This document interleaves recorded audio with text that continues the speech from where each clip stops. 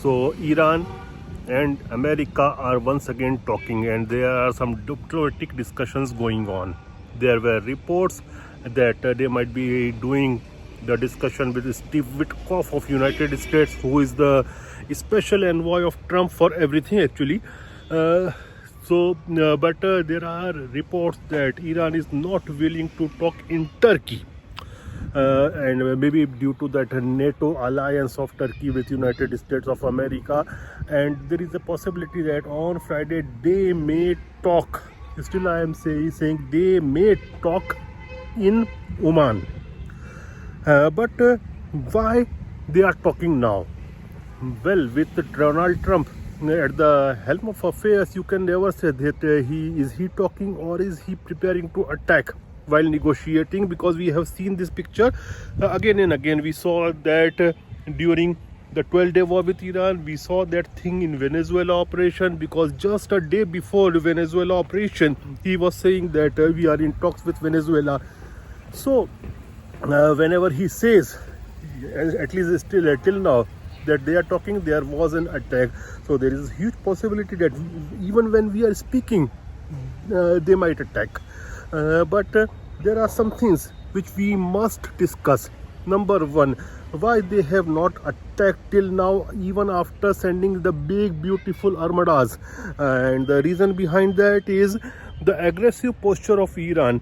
See, till now we were seeing that Iran used to have a defensive posture, but now they are showing an offensive posture, and they have already told that all the bases of United States, the regional bases, let it be in Qatar or UAE or Saudi Arabia or Jordan, they can attack them if there are attacks on Iran from these bases.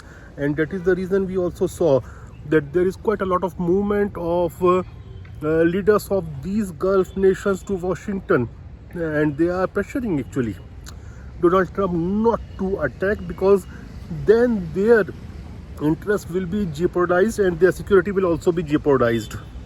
Number one. Number two, there are also reports that those generals of Iranian military or establishment, those who were killed in the 12-day war, were basically defensive approach, where they were having defensive approach.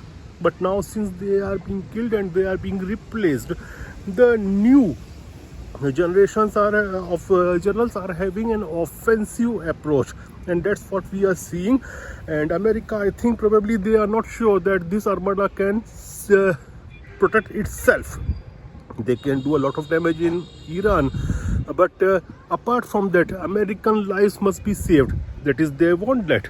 And Iran has said that they are going to take offense, and they will be taking offensive posture if they are being attacked by United States of America. So this is one of the biggest reason. And just recently we saw that one of the Shahid drone of Iran, it went up till the Abraham Lincoln, and then Abraham Lincoln shot it. That is not a big news that they shot it. The bigger news is that Iranians were knowing the location of Abraham Lincoln. Probably it was China who gave them all the satellite resources, and they were knowing the pinpoint location. And well, if it is just one drone, any third grade military can even shoot it. So it is the United States, which is number one United military in the world. So this is not. So if there is an attack by say 500 drones and missiles, then will Abraham Lincoln or any other ship of America will be able to save itself? That is one of the primary consideration, that they are not attacking and going to table for talks.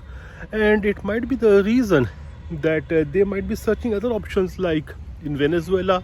They might be hunting out for cracks in the system so that there could be an internal coup, because in Venezuela, I was saying from the day one that it can't be done so easily without the internal involvement. And now it looks very apparent that Dulce, who is the new president of Venezuela, and her brother, they might be hand in gloves in all these things. So America might be searching those kind of options in Iran. And plus they could be actually bringing more of their military assets and preparing more. Meanwhile, Iran is also preparing, and Iran is getting substantial help from Chinese and Russians. Now, will they be able to help them if there is a real attack? It depends. If Iran is able to survive for a couple of weeks, then their help will come. And not in the terms of military, but in terms of military hardware, in terms of weapons, in terms of satellite help, and in terms of financial help. But that if there is a very big attack and supposedly the system crumbles, then all the support will also go away. So it will be very, very interesting to see what Donald Trump administration is doing. Will they be going to the table? They might be going to table on Friday, or will they be going for attack? Or there could be some kind of nuclear deal without a ballistic missile deal. Let's see what happens. It is very interesting to watch.